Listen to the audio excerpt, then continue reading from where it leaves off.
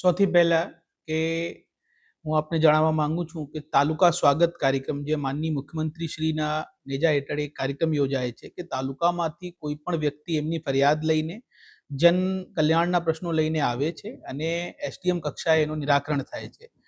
આ તાલુકા સ્વાગતમાં સરપંચ શ્રી રડુ તરફથી અરજી કરવામાં આવી હતી કે ત્યાં અમુક સમય પહેલા એમની જાણ બહાર વાત્રક નદીમાં એક હંગામી બ્રિજ કોઈએ બાંધી આપ્યું હતું અને એમાં એને આશંકા હતી કે ત્યાં માઇનિંગ પ્રવૃત્તિ મોટા પાયે થવાનું આયોજન હતું.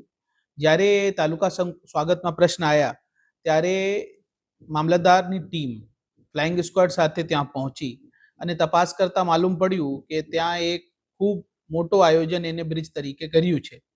ત્યારે અમારી ટીમે 2 કલાકની અંદર આ બ્રિજને ધ્વસ્ત કર્યા અને જે લોકો એના પાછળ છે હવે અમે એની તપાસ કરી રહ્યા છે, કારણ કે એ કુદરતી વહેણને રોકવાનું થાય અને ગવર્મેન્ટના જે ખનન કરીને ગવર્મેન્ટને નુકસાન પહોંચાડવાનું જે કૃત્ય છે એને આપણે છોડવામાં નહીં આવશે. એની ઊંડાણપૂર્વક તપાસ હશે અને જો કોઈ વ્યક્તિ એના જવાબદાર હશે અમે એના ઉપર ગંભીર પગલાં લેવાના. અત્યારે બ્રિજ બહુ સમય પહેલા કાર્યરત નહીં, એને અત્યારે તપાસ હેઠળ છે, પણ આ કહી શકીએ કે જ્યારે ફરિયાદ કરવામાં આવી ત્યારે ગામ લોકો માટે પણ એક અચંબો હતો કે સરપંચ શ્રી આ કહેતા હતા કે એમની જાણ બહાર ગામમાં જ એ નદી ઉપર બ્રિજ બાંધ્યા.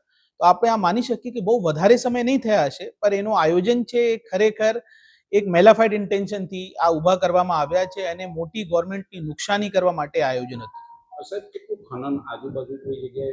એ અમારી ટીમ ત્યાં ગઈ છે, એને સર્વે કર્યું છે અને અત્યારે આ પ્રારંભિક ધોરણ જે ખનનની વાલી જગ્યા છે ત્યાં એને તપાસ કરી તો ખનનની શરૂઆત થઈ હતી.